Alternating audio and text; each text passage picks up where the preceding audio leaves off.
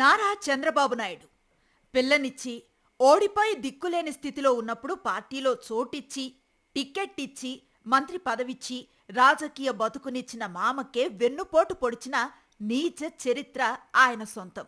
రాజకీయ జీవితం ప్రారంభించిన నాటి నుంచి ప్రజాసేవ జోలికే వెళ్లకుండా స్కాముల మీద స్కాములు చేస్తూ 2 ఎకరాల నుంచి లక్షల కోట్ల రూపాయల ఆస్తిపరుడుగా ఎదిగిన అవినీతి అనకొండగా దేశమంతా పేరు ప్రఖ్యాతలను సాధించిన నాయకుడు. నమ్మిన వ్యక్తుల్ని నేతలను స్నేహహస్తం ఇచ్చిన పార్టీలను అవసరం తీరిన తర్వాత నిస్సిగ్గుగా వంచటంలో పీహెచ్డీ చేసిన ఘనుడు.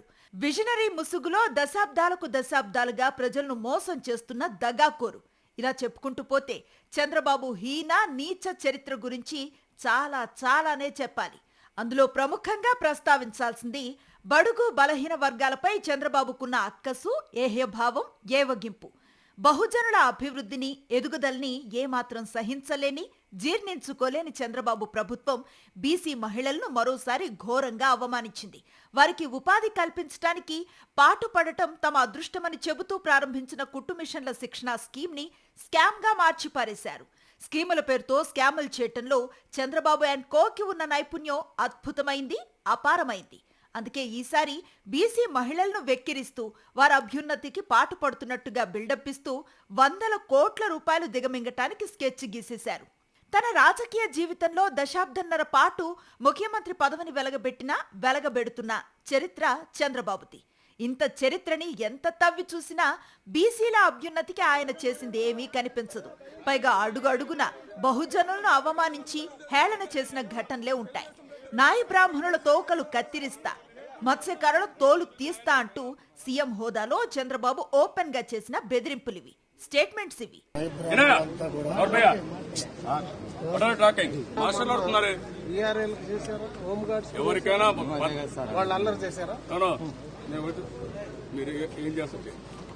బెదిరించాలంటే మాత్రం తోకట్టే. బీసీలు జడ్జీలుగా పనికి రారని 2017 మార్చి 21న కేంద్రానికి లేఖ రాసిన దుర్మార్గమైన చరిత్ర చంద్రబాబు సొంతం.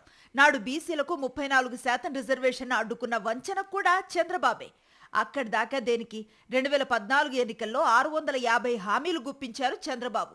అందులో 143 హామీలు బీసీలకే ఇచ్చారు. కానీ గెలిచిన తర్వాత 5 ఏళ్ల పాటు స్కాముల మీద స్కాములు చేసి 1,00,000 కోట్ల రూపాయల ప్రజాధనాన్ని దిగమింగారే కానీ ఒక్క హామీనే అమలు చేసిన పాపాన పోలేదు.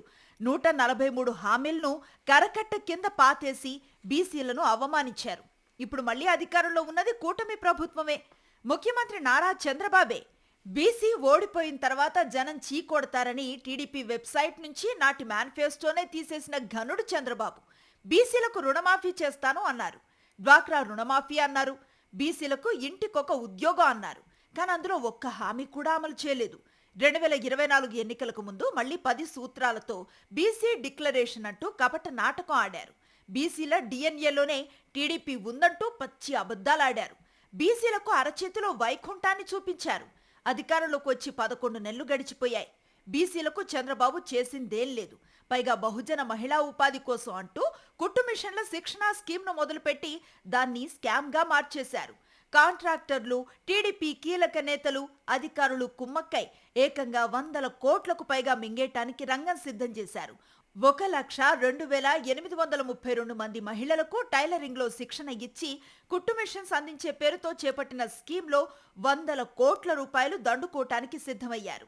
బీసీలకు వెన్నుపోటు పొడచడంలో ఈ కూటమి ప్రభుత్వం, ముఖ్యంగా చంద్రబాబు నాయుడు గారు ఎంత సిద్ధుడో మనకందరికి తెలిసిందే. దానికే మరో కుంభకోణం, అది కూడా చిన్న కుంభకోణం, భారీ కుంభకోణం అంటే 230 కోట్ల కుంభకోణాన్ని ఈరోజు కూటమి ప్రభుత్వం తెరలేపింది.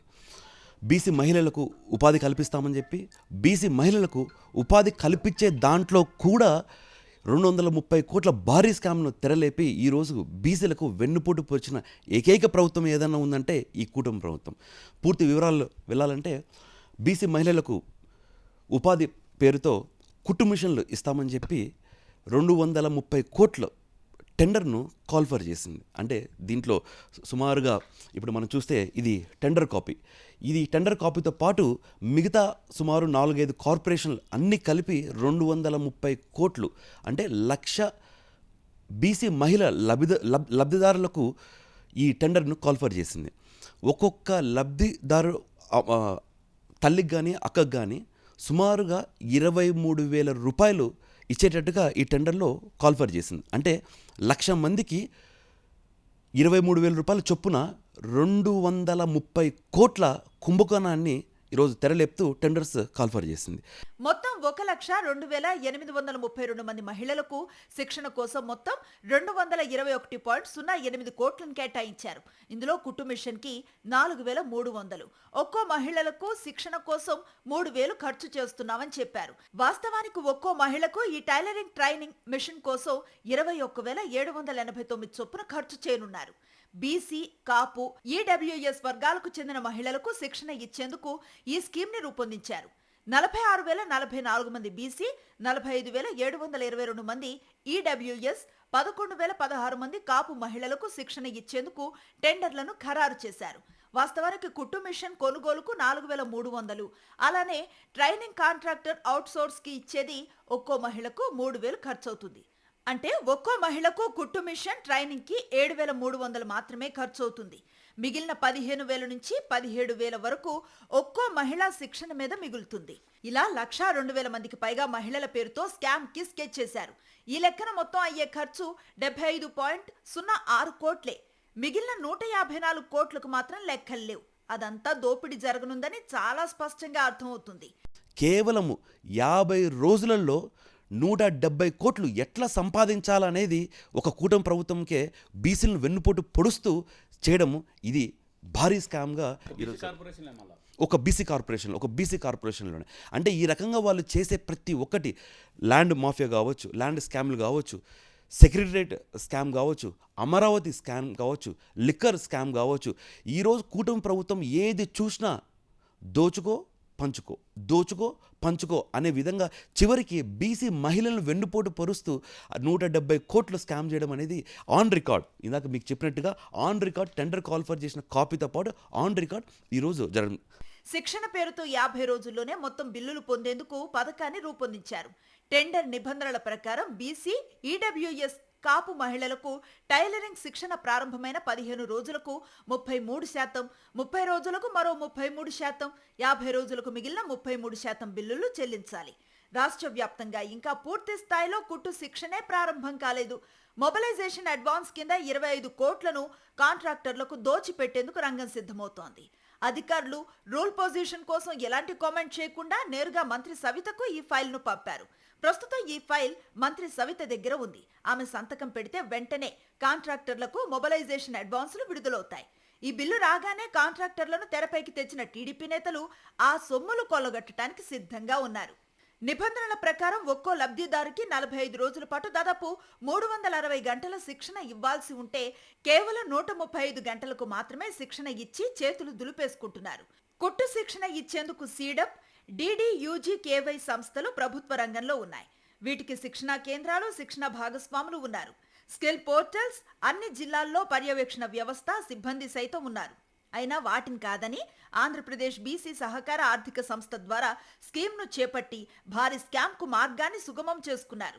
ఈ స్కామ్ పథక రచనలో చంద్రగిరికి చెందిన తెలుగుదేశం పార్టీ నాయకుడు, ఓ రిటైర్డ్ IAS అధికారి కీలక పాత్రను పోషించారు. టెండర్ల దగ్గర నుంచి పచ్చముఠ బీసీ మహిళల పేరు చెప్పి 100 కోట్ల రూపాయల ప్రజాధనాన్ని కొట్టేయటానికి స్కెచ్ గీసింది. కూటమి సర్కార్లో చంద్రబాబు నాయకత్వంలో కుట్టు మిషన్లను కూడా వదలకుండా కుంభకోణాల పర్వం సాగిస్తున్న తీరు చూసి తెలుగు ప్రజలే కాదు, దేశ ప్రజలు కూడా చీకొడుతున్నారు.